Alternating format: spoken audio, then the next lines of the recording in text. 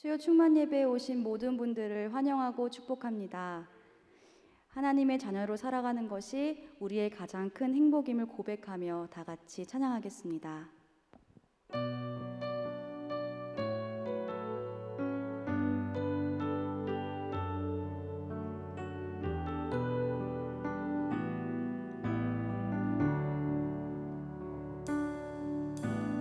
화려하지 않아도 정결하게 사는 삶, 가진 것이 없어도 감사하며 사는 삶, 내게 주신 작은 힘 나눠주며 사는 삶, 이것이 나의 삶의 행복이라오. 눈물 날 일 많지만 기도할 수 있는 것, 억울한 일 많으나 주를 위해 참는 것, 비록 짧은 작은 삶 주 뜻대로 사는 것, 이것이 나의 삶의 행복이라오. 이것이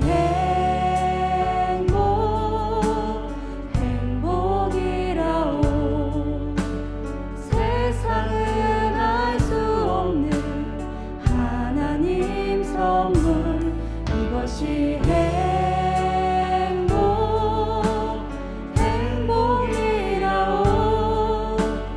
하나님의 자녀로 살아가는 것, 이것이 행복이라오.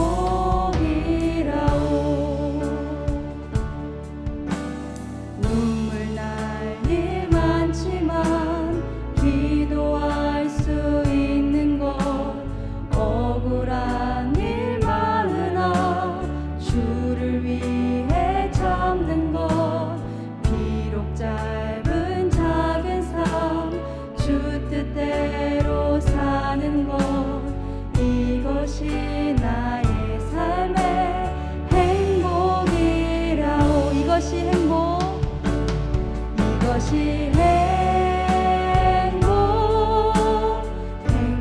행복이라오. 세상은 알 수 없는 하나님 선물, 이것이 행복이라오. 하나님의 자녀로 살아가는 것, 이것이 행복이라오. 이것이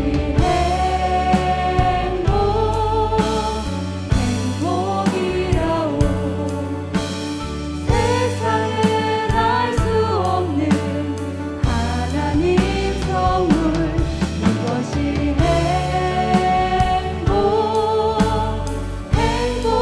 행복이라오. 하나님의 자녀로 살아가는 것, 이것이 행복이라오. 이것이 행복이라오.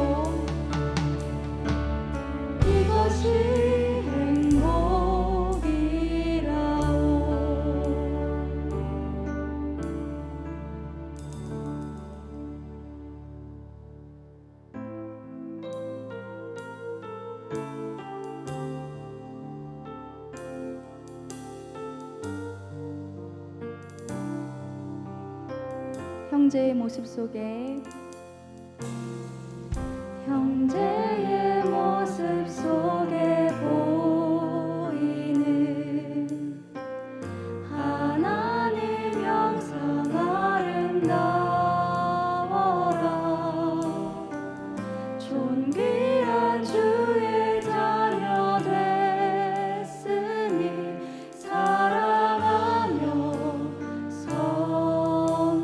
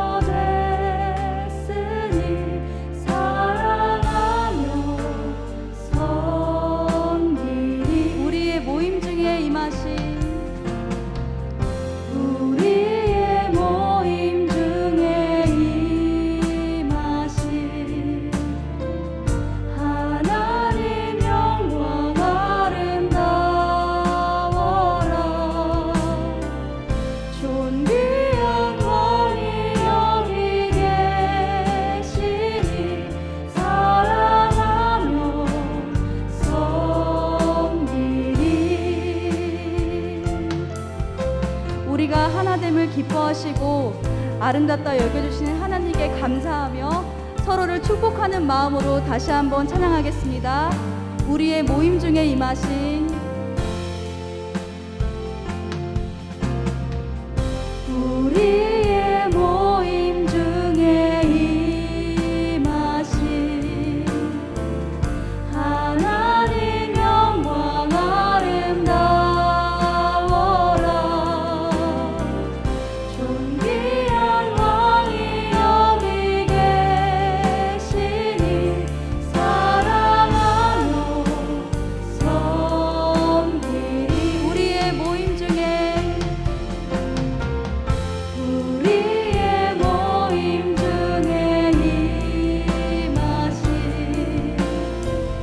하나님 영광 아름다워라.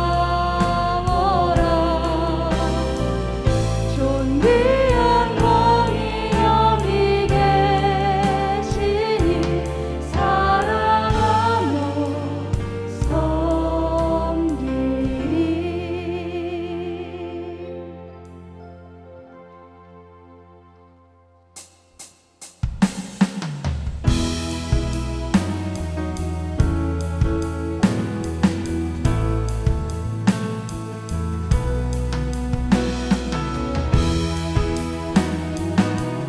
우리를 하나 되게 하신 주님을 찬양합시다.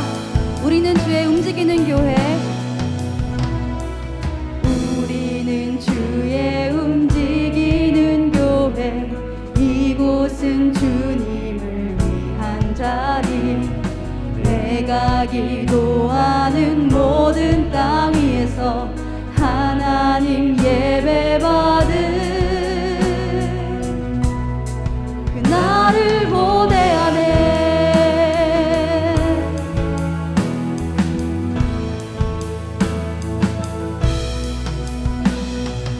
우리는 주의 움직이는 교회.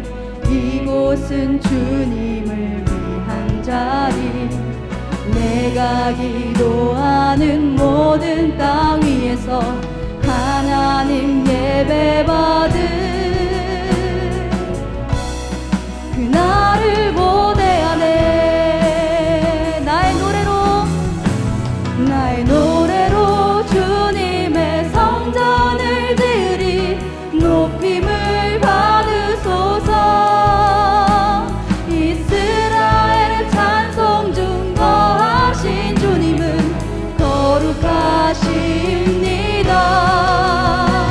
두 손 들어 주님의 보좌를 만들고 온 맘 다해 경배하리.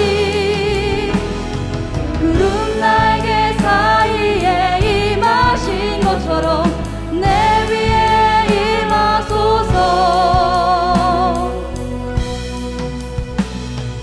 우리는 주의 움직이는 교회. 이곳은 주님을 위한 자리. 내가 기도하는 모든 땅 위에서 하나님 예배받은 그날을 고대하네.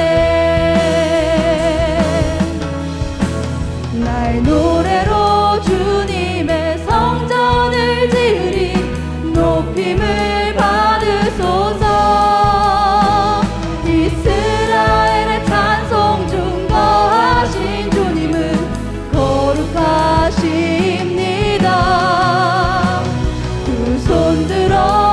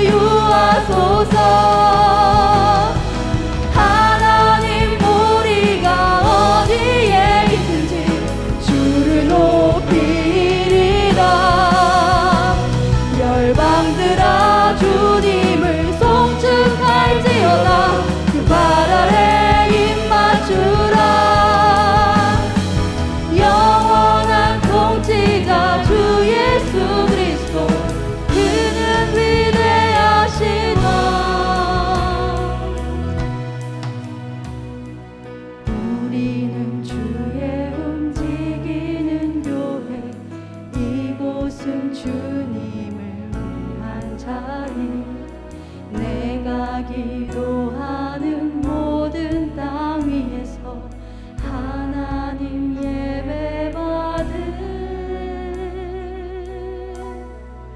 그날을 고대하네. 우리 하나님 앞에 영광의 박수 올려드리겠습니다.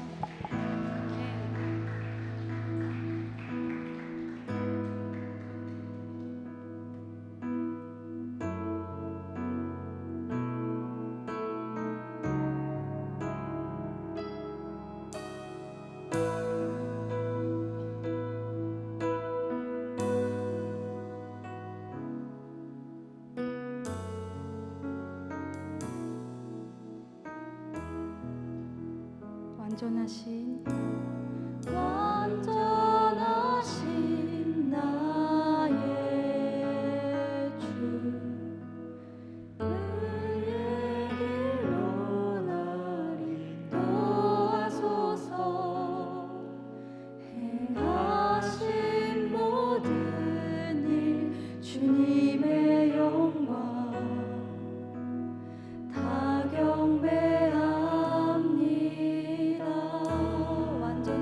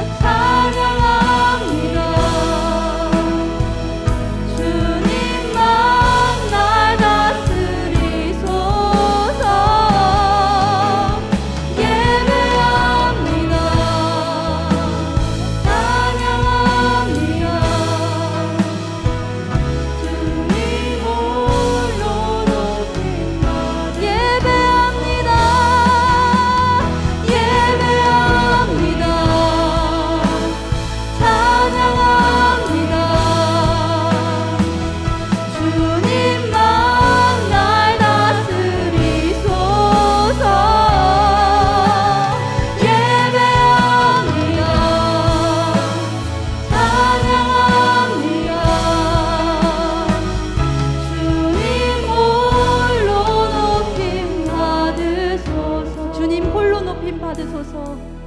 주님 홀로 높임 받으소서. 주님 홀로 높임 받으소서. 우리를 의의 길로 인도해 주시며 우리를 다스리시는 주님을 찬양합니다. 주님 홀로 영광 받으시옵소서. 저희를 믿음의 공동체로 묶어주시고 우리가 하나됨을 아름답게 여겨주신 주님께 감사드리며 이 시간 우리의 왕 되신 하나님을 예배하겠사오니 저희의 예배를 받아 주시옵소서.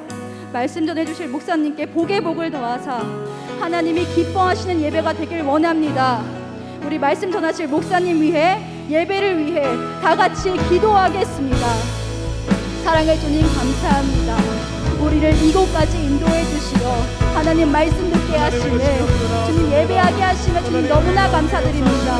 저희를 가족으로 묶어주셔서 한 마음으로 주님 바라보게 하시네 감사합니다. 이 시간 모두여 가지고 나와 주님을 예배하겠사오니 저의 마음을 감찰하시는 주님, 저희를 치유해 주시는 주님, 능력의 주님을 의지하면서 그 약속의 말씀을 붙들고 주님 바라보며 예배하겠사오니 저희 예배를 받아주시옵소서. 주님 홀로 영광 받아주시옵소서.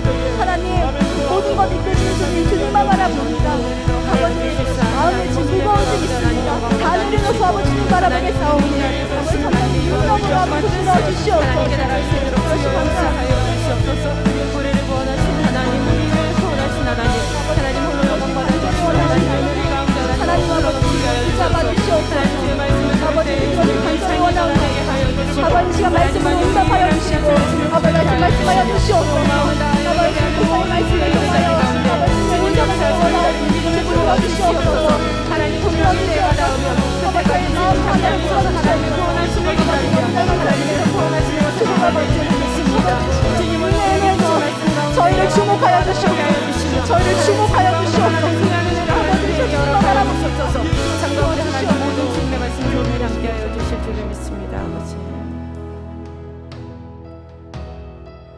우리를 구원하신 하나님 아버지 홀로 높임 받아 주시옵소서. 하나님의 영광이 이 성전 가운데 가득 흘러 넘치기를 소망합니다.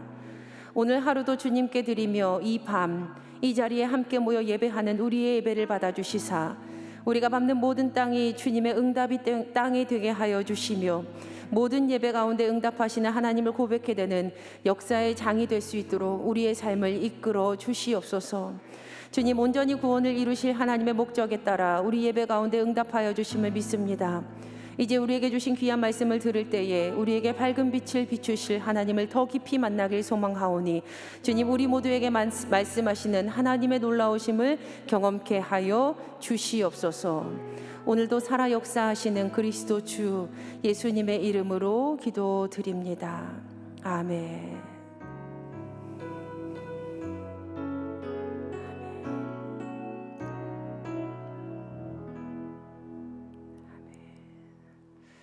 오늘 우리에게 주시는 하나님의 말씀은 시편 133편의 말씀입니다. 시편 133편 1절부터 3절까지 말씀을 우리 한 목소리로 합독하겠습니다. 시편 133편입니다. 네, 함께 읽겠습니다. 보라, 형제가 연합하여 동거함이 어찌 그리 선하고 아름다운고, 머리에 있는 보배로운 기름이 수염 곧 아론의 수염에 흘러서 그의 옷깃까지 내림 같고, 헐몬의 이슬이 시온의 산들에 내림 같도다. 거기서 여호와께서 복을 명령하셨나니 곧 영생이로다. 이는 우리에게 주신 하나님의 말씀입니다. 아멘. 가정의 달 5월 한 달 동안 우리는 패밀리, 그러니까 가족이라는 주제로 함께 수요 예배를 드립니다. 이 시간을 통해서 우리 가정을 향한 하나님의 사랑을 깨닫는 시간이 되었으면 참 좋겠습니다. 바라기는요, 모든 성도님들의 각 가정에 하나님의 보호하심과 풍성케 하심, 그리고 복되게 하심이 이 5월 한 달 더 풍성하기를 주님의 이름으로 간절히 축복합니다. 아멘. 네, 그럼 오늘 첫 시간으로요, 가족 공동체에 관한 말씀을 함께 나누려고 합니다. 그런데 말씀을 나누기에 앞서서 설교를 준비하면서 성도님들의 삶의 자리가 참 다양한데라는 마음이 저에게 들었어요. 현대를 살아가는 성도님들의 삶의 모습이 정말 다양한데 지금 우리가 사는 이 현대는 이전 사회보다 더 다양한 가족의 형태를 보이고 있습니다. 1인 가정, 1인 가족이라는 말이 등장한 지도 꽤 오래되었어요. 혼자인데 가정이라고 해요. 혼자인데 가족이라는 거예요. 이처럼 어떤 분들에게는 가족 공동체라고 부를 수 있는 구성원이 없을 수도 있고 또 안타깝게는 먼저 가족을 떠나보낸 분들도 우리 가운데는 계십니다. 또 비록 육신의 가족이 있기는 하지만 상처 때문에 우리 가족, 내 가족이라고 말하기가 좀 어려워서 회복의 과정을 걷고 계신 분들도 있겠죠. 어떤 분들은요, 홀로 평생 주님을 따르기로 선택을 하기도 합니다. 이처럼 현대를 사는 우리들의 가족 공동체의 모습은 굉장히 다양해졌어요. 우리는 다양한 가족 공동체의 이러한 모습으로 살아가는 현대의 많은 신앙인들을 더 넓은 마음으로 인정하고 받아들여야 합니다.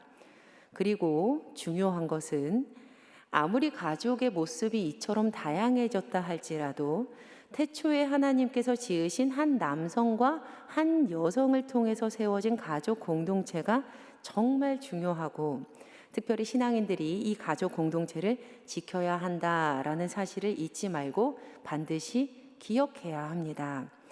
태초부터 하나님께서 허락하신 이 가정의 모습은요, 굉장히 소중해요.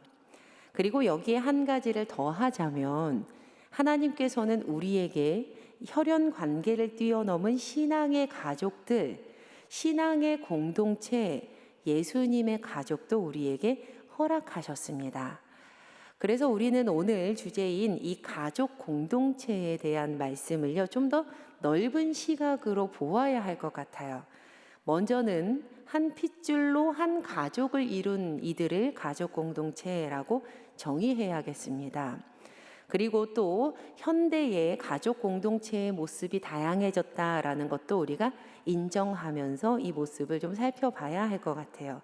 그리고 다음으로요, 더불어 예수님의 가족들, 신앙 안에서 한 가족이 된 이들까지도 우리의 가족 공동체로 보았으면 좋겠습니다. 이처럼 가족 공동체를 주제로 한 오늘 설교의 제목은요, 함께 걸어가기입니다. 함께 걸어가기. 함께 걸어간다. 추상적인 의미를 가진 이 단어를 조금 더 우리의 삶에 현실화시켜서 바꿔보면요, 함께 살기, 함께 사는 것이라고 할 수 있을 것 같아요. 그런데 성도님들, 함께 살아가기, 함께 살기가 쉬운 일인가요?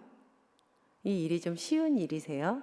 제가 오전에 설교를 하는데요, 한 권사님이 남편분이랑 같이 예배를 드리셨는데 제가 함께 살기가 쉬우시던가요? 라고 여쭤봤더니 고개를 막 이렇게 절레절레 저으시는 거예요. 저희가 한참을 웃었습니다, 오전에. 제가요, 전도사로 사역을 했을 때, 그러니까 꽤 오래전인데 정말 동안이었던 한 청년 자매가 있었어요. 너무 동안이에요. 이미 30대를 훌쩍 넘기고 40을 가까이 바라보고 있었는데도 어찌나 고등학생처럼 보이는지, 한 번은 이 자매가 금요 저녁 기도회에 간증을 하게 됐는데 그 자리에서 자신의 나이를 밝혔어요. 제가 몇 살이에요? 라고 밝히니까 모든 성도님들이 깜짝 놀라서 마치 약속이라도 한 듯이 동시에 탄성을 오 하고 내질르셨어요. 그러니까 그 소리가 하도 우렁차서 예배 중에 한참을 깔깔대고 웃었던 그런 기억이 있습니다. 굉장히 동안이었는데요. 이 자매는요, 교회에서 공공연하게 불리는 별명이 있었어요. 바로 딸기였어요, 딸기. 사실 저는 처음 이분의 성함이 딸기인 줄 알았거든요.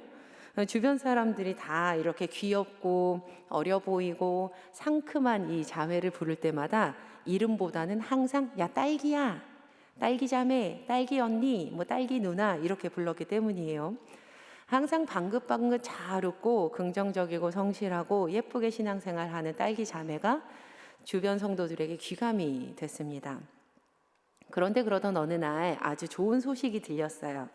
이 딸기 자매가 결혼을 하게 됐다는 거예요.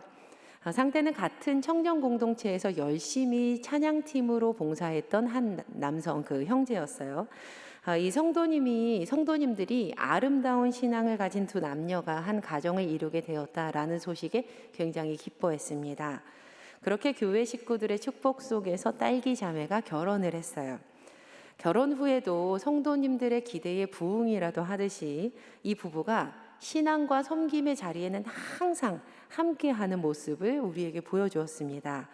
그 모습을 본 성도님들이 입을 모아서 칭찬합니다. 신앙 좋은 딸기 자매가 결혼 후에도 신앙생활 참 잘하네. 신랑도 전보다 믿음이 더 좋아진 것 같아. 둘이 정말 잘 사나 봐. 둘이 정말 잘 맞나 봐. 하루는 저에게 우연한 기회에 이 딸기 자매와 결혼한 형제님과 둘이 짧은 대화를 나눌 수 있는 기회가 생겼어요. 그래서 제가 성도님들과 같은 말을 그 형제님에게 했어요. 형제님, 결혼 후에 두 분의 신앙이 더 견고해지는 것 같아서 참 보기가 좋아요.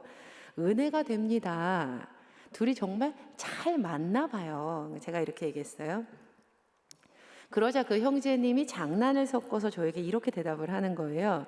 그러니까 제가 그땐 전도사였으니까 막 장난을 섞어서 저한테 전도사님, 저희가 신앙을 붙잡을 수밖에 없는 이유가 있어요.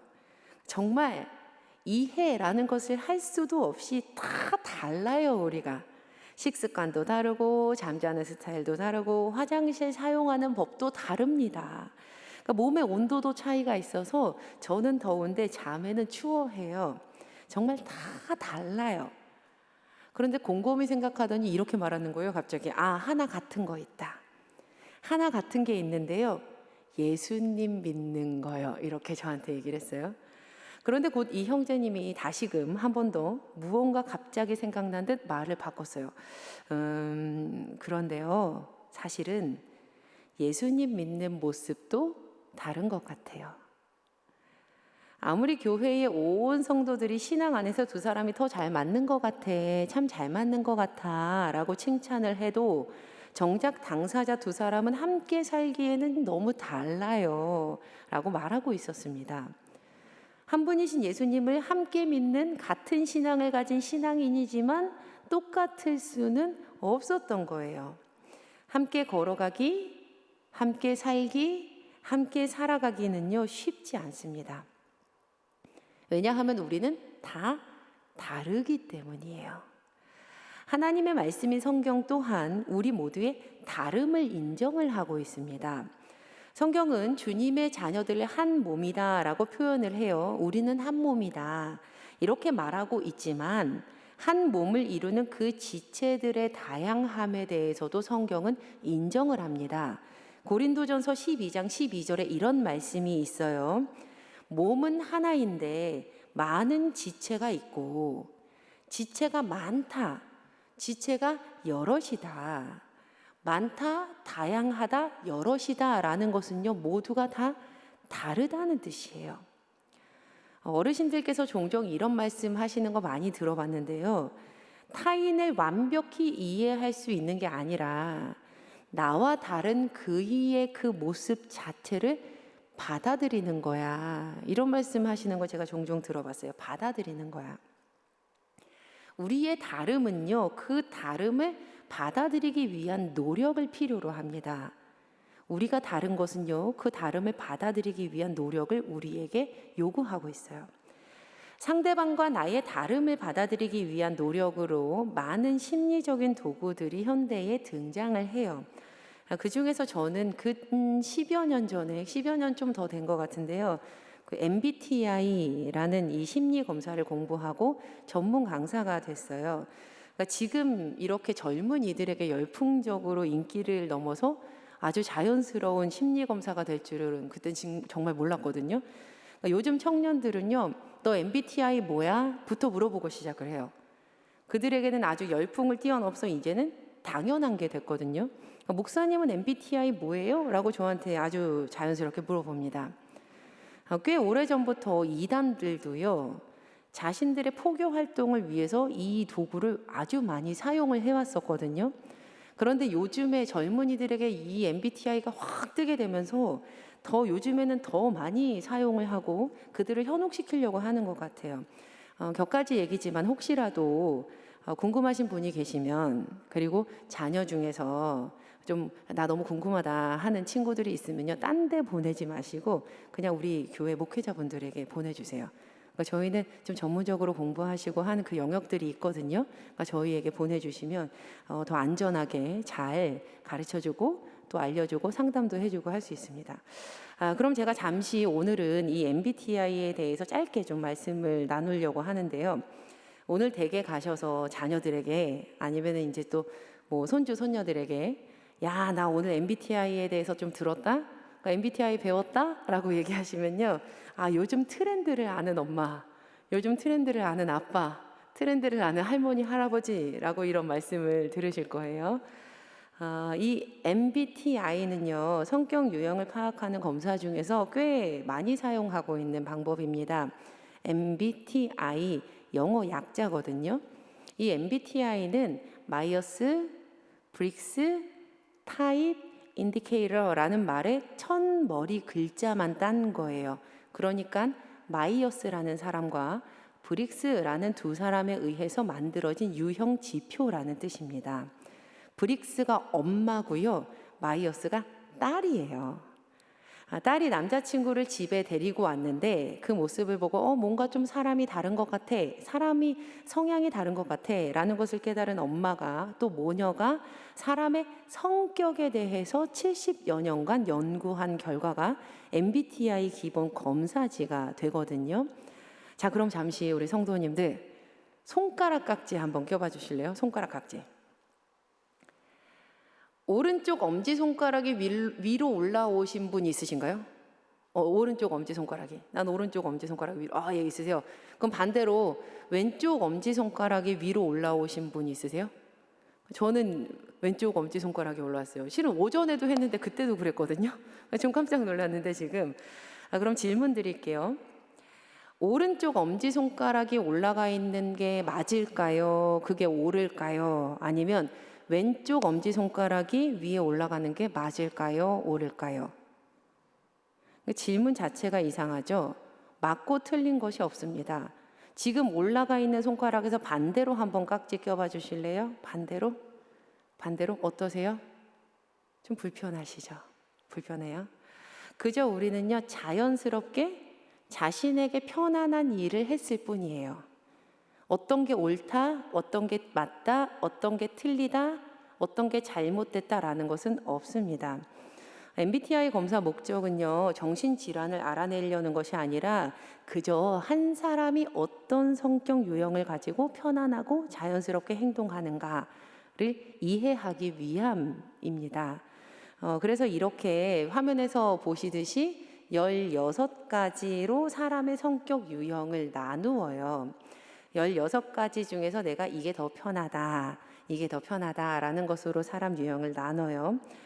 그러면 짧은 시간이지만 4가지 선호 지표에 대해서 설명을 좀 드리려고 하는데, 나는 어떤 게 편한 사람인지, 또 우리 남편은, 우리 아내는 어떤 게 편한지, 나의 자녀는, 손주는, 소녀는 어떤 게 편해하는지, 또 우리가 얼마나 다양하고 다른지 이해할 수 있는 계기가 되었으면 좋겠습니다.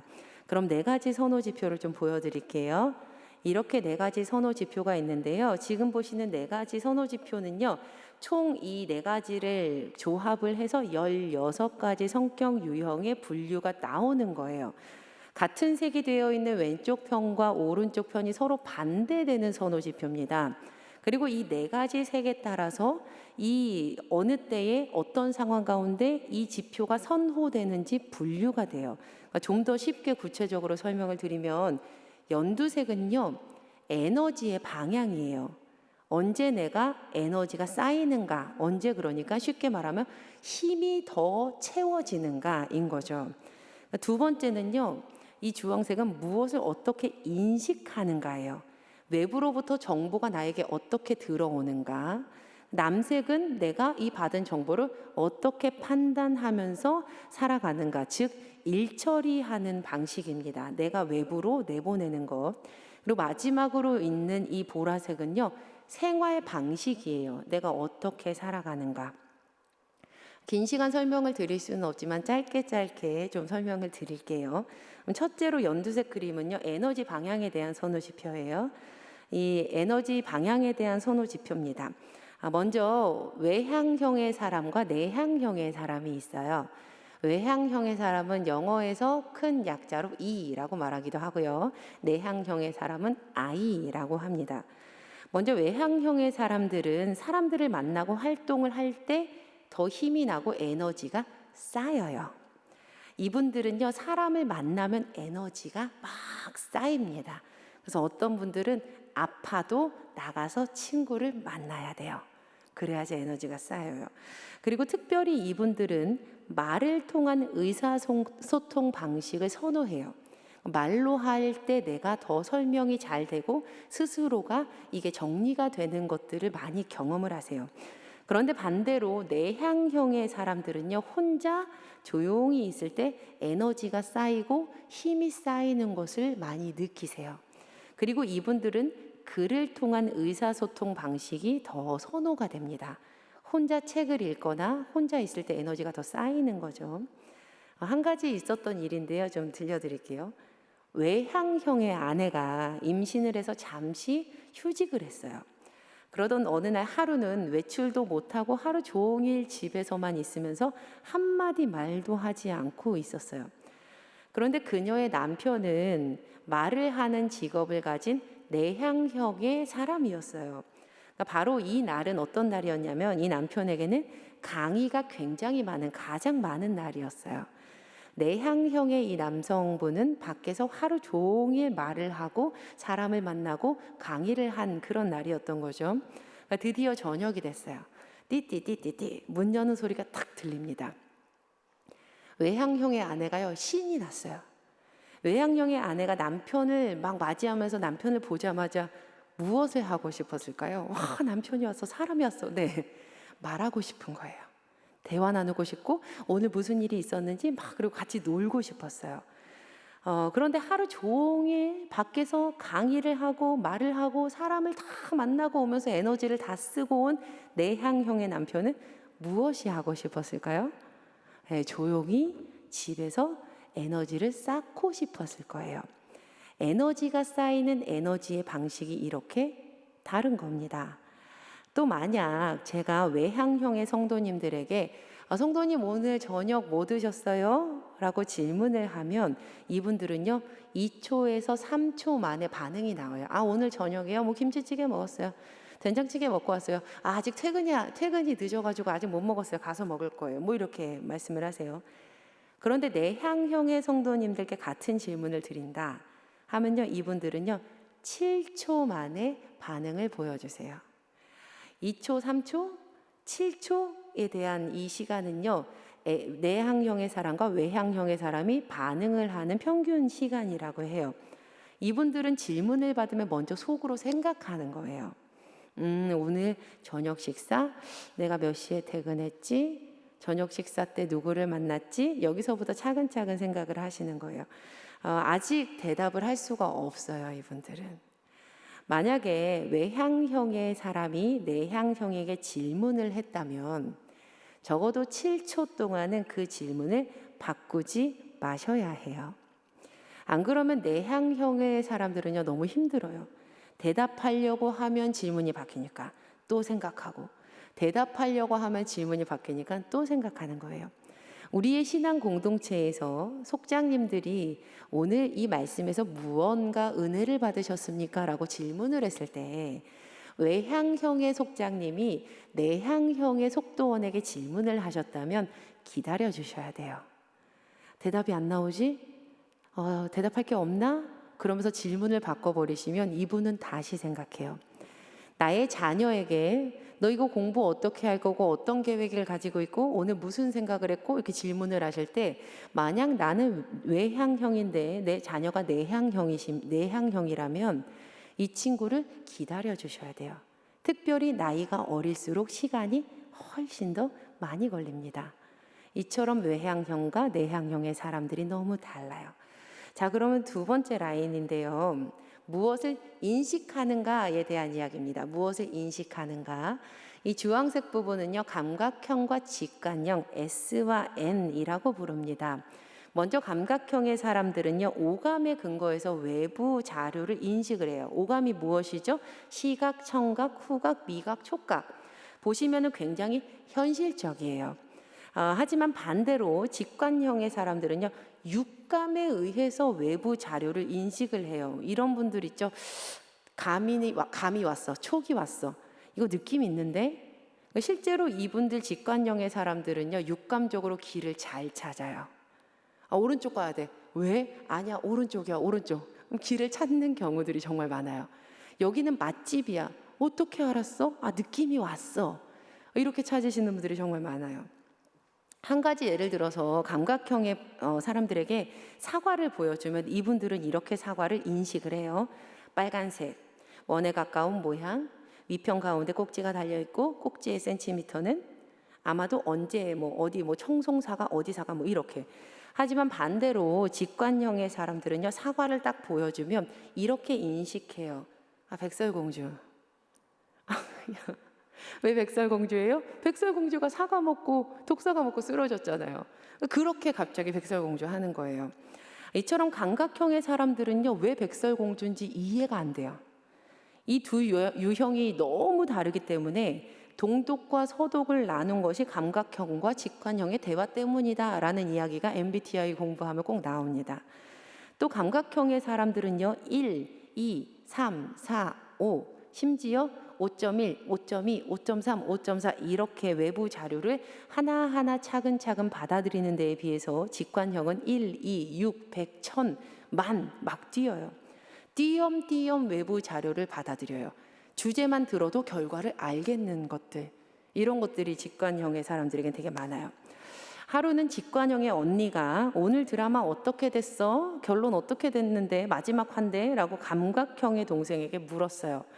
그래서 감각형의 동생이 오늘 마지막 회 드라마가 주인공이 빨간색 드레스를 입고 등장했어. 구두를 무슨 색을 신을까 고민을 하다가 검은색을 신었고, 그리고 차를 곧 골라 타고. 언니가 답답해지는 거예요. 결론만 말해. 어떻게 됐냐니까. 그러니까 동생은 도대체 어디서부터 뭘 잘라서 이야기를 해야 될지 판단이 서지 않습니다. 왜냐하면 이분들에게는 다 중요하거든요. 다 중요해요. 1 다음에 2가 나와야 3이 될 수 있는데 도대체 어디서 끊으라는 거야. 저랑 동생의 대화였습니다.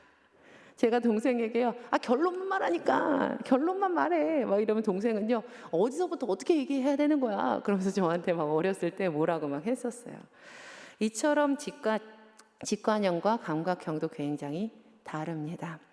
그래서 직관형의 분들은요, 대화를 하실 때 감각형의 사람들을 잘 이해를 해주셔야 되고, 반대로 감각형의 사람들도 직관형의 대화를 들을 때 서로 띄엄띄엄 이야기하거나 아니면 차근차근 이야기하는 것이 다르구나를 인지하고 같이 대화를 나눠주셔야 돼요. 자, 그럼 세 번째 라인인데요. 어떻게 판단하느냐, 어떻게 판단하느냐, 즉 일처리를 어떻게 하느냐입니다. 쉽게 말하면 사고형의 사람들은요, 사실, 진실 이것에 관심을 두고 일처리를 하세요. 그러니까 논리적이고 분석적이고 객관적으로 판단을 해요. 한마디로 일중심적으로 일처리를 굉장히 잘 하시는 분들입니다. 하지만 감정형의 분들은요, 사람과의 관계를 더 관심을 두고 상황을 고려해서 판단해서 일처리를 하세요. 그래서 감정형의 사람들은 사고형의 사람들을 봤을 때 너무 냉정하게 보여요. 어떻게 사람과 상황과 이 모든 것을 생각하지 않고 일만 처리를 하지? 반대로 사고형의 사람들은, 감정형의 사람들이 일 처리하는 방식이 논리적이지 않아 보이기 때문에 신뢰할 수 없어 라고 평가를 내리기도 해요. 그런데 우리는 이 둘 모두가 아주 훌륭한 일 처리 방식임을 잊지 말아야 해요.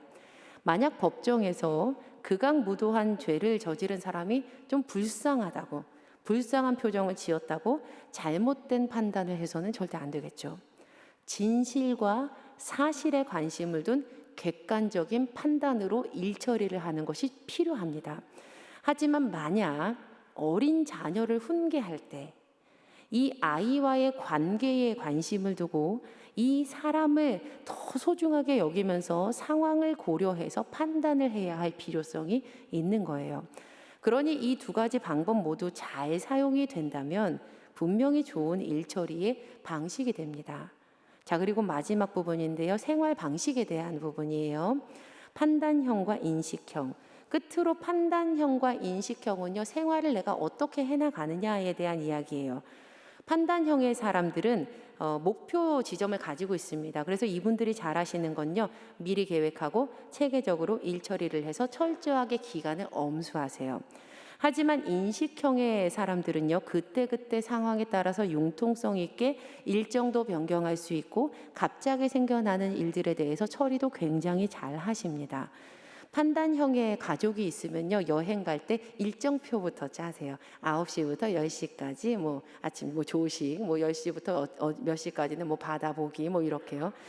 그런데 이 인식형의 사람들은요, 어떻게 하냐면요, 여행 가자 그러면은 가고요. 가다가 마트 가자 그럼 마트로 갔다가 마트 갔다가 여행 가기 싫다 그럼 다시 집에 돌아오기도 해요. 이분들은 이렇게 굉장히 다릅니다. 이분들은요, 굉장히 자율적이에요. 갑자기 생겨나는 일들에 대해서 또 잘 해결을 해주세요. 자, 우리 성도님들은 제가 이렇게 아주 짧게 설명을 드렸는데 굉장히 간단하게 설명드렸거든요. 어떤 것이 좀 더 편하셨나요? 성도님들이 편하게 사용하는 것과 성도님들의 가족이 편하게 사용하는, 그러니까 나와 다른 성향이 이랬구나라는 것에 대해서도 좀 찾아보셨나요? 성경에서 몸에는 많은 지체가 있다라고 한 말씀은 진리인데, 먼저 우리는 많은 지체처럼 굉장히 다양합니다.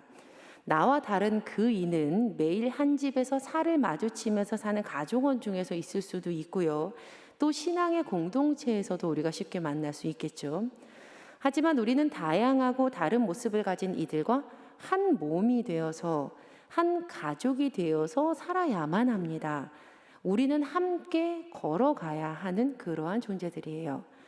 조금 전까지 사람마다 편한 선호도를 가지고 있다라는 내용을 말씀드렸을 때 혹시 이런 생각이 드셨던 분이 있을지 모르겠어요. 내가 선호하면서 살고 있는 성격 지표가 훨씬 더 나은 것 같네. 저런 모습은 나랑 맞는 것 같지 않아서 좀 불편해. 이런 사람은 일할 때 그래가지고 이렇게 나를 불편하게 했구나. 여기서 우리가 중요하게 짚고 넘어가야 할 점은 우리가 나와는 다름을 가진 이들에게 불편함을 느꼈을 때, 그 불편함을 느꼈을 때 대체로 우리가 어떻게 반응하는가입니다. 어떻게 반응하는가. 우리의 마음에 불편함이 느껴졌을 때 대부분 우리는 이웃을 사랑으로 받아들이고 한 가족을 이루며 살기를 꺼려해요. 솔직히요. 아주 잠깐일지라도 어떤 때는요, 우리 가족이 싫어질 때도 있어요. 이 사람이랑은 신앙 공동체 안에서 예수님 안에 한 가족으로 살기가 꺼려질 때가 있어요. 물론 신앙 때문에 싫지만 해야 하기 때문에 관계가 있으니까 겉으로는 여전히 가족일지 모르겠어요. 하지만 그 중심을 보시는 하나님은요, 이미 다 알고 계세요. 우리가 진심 어린 마음으로 정말 한 가족이 되어서 함께 살고자 노력하고 있는 것인지, 내가 정말 한 가족으로 살아가고자 하는 것인지에 대해서는 우리 모두의 마음을 다 주님 앞에 내어놓고 점검해 보아야 할 필요가 있습니다. 우리가 오늘 본문으로 삼은 시편 133편의 말씀은 우리에게 아름다운 공동체의 모습을 보여주고 있는데요. 우리 이 말씀 한 목소리로 한 번 더 합독해 보겠습니다. 보라, 형제가 연합하여 동거함이 어찌 그리 선하고 아름다운고, 머리에 있는 보배로운 기름이 수염 곧 아론의 수염에 흘러서 그의 옷깃까지 내림 같고, 헐몬의 이슬이 시온의 산들의 내림 같도다. 거기서 여호와께서 복을 명령하셨나니 곧 영생이로다. 시인은요, 함께 연합하여서 살고 있는 모습이 아름답다라고 찬양을 합니다. 옛 중동의 가족법에 따르면 토지와 목초지는 나누지 않은 채 아버지에게서 아들들에게 그대로 넘어갔다고 해요. 이 말은 무슨 말씀이냐면 형제들이 함께 살아야만 했다는 거예요. 왜냐하면 생계 때문에. 그러니 생계 때문에 억지로 같이 사는 형제도 있었을 것이라는 거죠. 당연히 그 동거하는 과정에서 긴장이 생길 수도 있었겠죠. 그런데 오늘 시편 133편의 저자가 감탄하고 있는 이 공동체의 모습에서는요, 어떠한 관계의 부정적인 긴장감도 전혀 드러나고 있지 않습니다. 제가 한 번 더 이 말씀을 읽어드릴 텐데 새 번역본으로 한 번 더 읽어봐 드릴 거예요. 새 번역으로요. 제가 읽어드릴게요. 그 얼마나 아름답고 즐거운가. 형제 자매가 어울려서 함께 사는 모습. 머리 위에 부은 보배로운 기름이 수염 곧 아론의 수염을 타고 흘러서 그 옷깃까지 흘러내림 같고 헤르몬의 이슬이 시온산의 내림과 같구나. 주님께서 그곳에서 복을 약속하셨으니 그 복은 곧 영생이다. 어떠한 미움도 다툼도 시기도 질투도 없이 그들은요 함께 어울려서 살고 있어요. 어울려서 살고 있습니다. 제가 새 번역 성경을 읽어드린 이유가 바로 이 부분 때문이에요. 어울려서 함께 사는 모습이 얼마나 아름답고 즐거운지, 어우러져서 함께 살고 있다라는 것이 참 좋지 않습니까? 그리고 이렇게 어우러져서 함께 살아가는 아름다운 모습에 함께 살기에는 거기에서만 그쳐지지 않고 하나님께로부터 받는 참된 복을 선물 받습니다. 그 복이 무엇인지 시편 133편 3절 후반절에 기록이 되어 있어요. 거기에서 여호와께서 복을 명령을 하시는데 곧 영생이로다. 곧 영생이로다. 바로 하나님께서 허락하신 영원한 생명 구원을 선물 받게 됩니다. 우리들의 가족 관계가 평안하면요, 그곳이 바로 천국이라는 거예요. 그런데 이 말씀을 뒤집어 보면 더 큰 깨달음이 우리에게 옵니다. 바로 주님께서 우리에게 주시는 영생의 복이 있지 않고서는 구원의 울타리 밖에서는 참된 연합이 일어날 수 없다라는 깨달음이에요. 우리가 하나님 안에 살면 분명 우리는 아름다운 함께 살기, 아름답게 어우러져서 함께 살기를 할 수 있습니다. 우리 가정에 하나님의 구원이 임하면 우리는 참된 연합을 누리게 될 것이에요. 우리의 신앙 공동체가 하나님의 영원한 생명, 그 구원 안에 있으면 예수님의 가족이 되어서 우리가 기쁨으로 함께 살기를 체험하게 될 것이라는 겁니다. 사랑하는 우리 제일교회 가족 여러분, 우리 사랑하는 제일교회 성도님들, 그렇다면 끝으로요, 우리 무엇보다도 먼저 오늘 말씀 앞에서 우리 마음을 좀 살펴봤으면 좋겠어요. 우리의 마음. 나는 정말 이 신앙 안에서 한 가족 되기를 소망하고 있는가? 우리 가족 안에서, 신앙의 공동체 안에서 나는 나와 그 다름을 가진 이들과 함께 어우러져 살기를 위해서 기도하고 있는가? 아니면 배척하고 있는가? 이제 우리가 함께 찬양하고 기도하실 텐데 이렇게 찬양하고 기도했으면 좋겠습니다. 우리에게 주님의 마음을 주셔서 우리 가족을 영생으로 이끄시는 하나님 안에서 함께 기쁨으로 어우러져 살게 해주세요.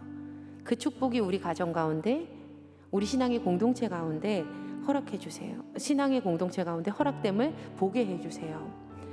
우리가 하나님의 말씀 안에서 살아간다면 분명 하나님께서는 우리에게 한 가족 되는 공동체의 기쁨을 허락하실 거예요.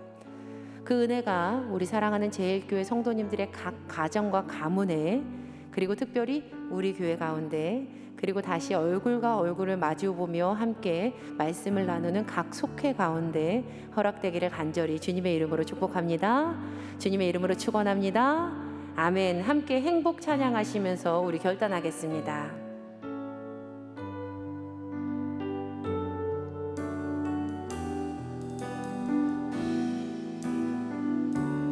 화려하지 않아도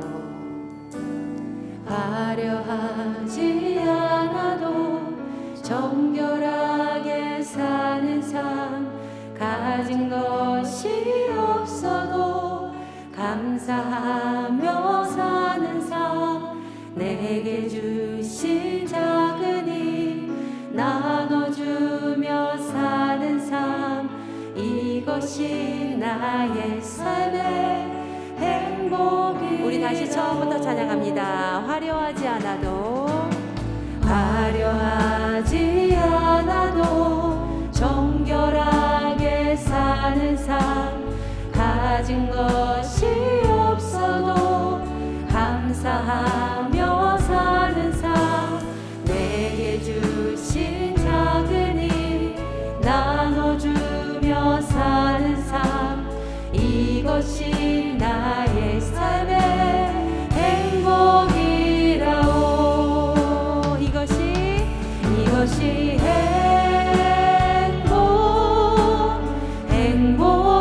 행복이라오 세상에 알 수 없는 하나님 선물 이것이